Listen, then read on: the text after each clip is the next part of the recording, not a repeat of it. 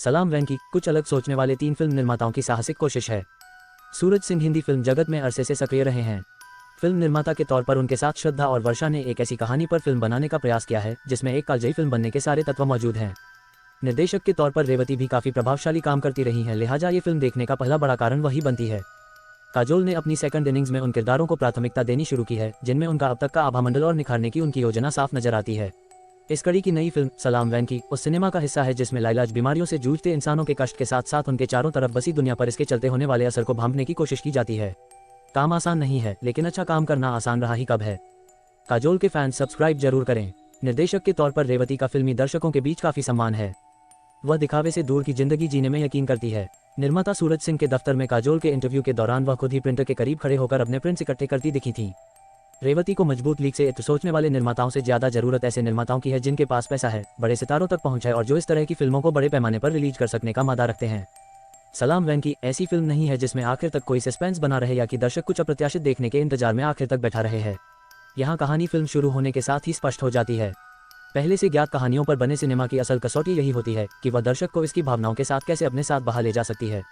सलाम वैंकी बस यही करने से चूक जाती है।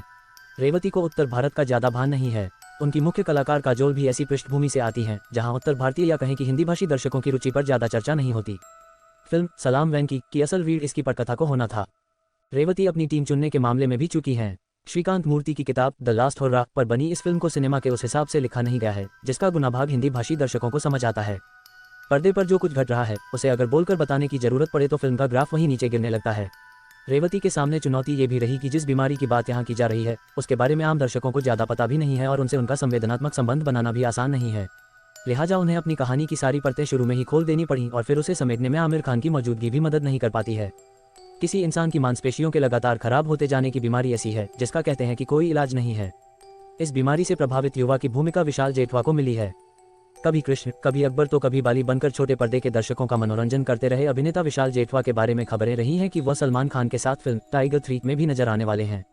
मर्दानी 2 में उनका खतरनाक रूप दर्शक देख ही चुके हैं। फिल्म सलाम वैंकी इन दोनों फिल्मों के बीच बतौर अभिनेता कुछ अलग करने की उनकी अच्छी कोशिश है। बस दिक्कत यह है कि वह अभिनय करते हैं तो अभिनय करते नजर आते हैं। किरदार की खाल ओढ़ लेने की कला अभी उनसे थोड़ी सी दूरी पर है।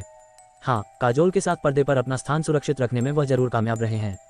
और अब बात काजोल की।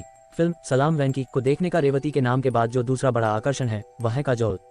प्रियंका बनर्जी और रेणुका शहाणे के बाद रेवती तीसरी ऐसी निर्देशक हैं जिनके साथ उनकी ये लगातार तीसरी फिल्म बनी है। काजोल को अब जरूरत है ऐसे निर्देशकों की जो उनके लिए तुम्हारी सुलू या डर्टी पिक्चर जैसा ऐसा कुछ सोच पाएं जिसमें काजोल को अपनी अभिनय क्षमता का विस्तार करने का मौका मिले। उनका अभिनय विस्तार उनकी उम्र के अनुसार परिपक्व तो हो रहा है, लेकिन किरदारों में दोहराव से बचने के लिए उन्हें अब कुछ ऐसा करने की जरूरत है जो सिमरन के दिनों के उनके दीवानों को भी रास आए। इस फिल्म में भी काजोल ने शानदार अभिनय किया है, लेकिन ये अभिनय चूंकि एक ऐसी पटकथा पर आधारित है जिसमें उनके किरदार के पास पंख फैलाकर अपनी अलग उड़ान भरने जैसा कुछ ही नहीं, तो उनका आसमान भी सीमित ही रहता है। निर्देशक रेवती ने सलाम वैंकी में अपने परिचित तमाम नगीनों से फिल्म को सजाया है।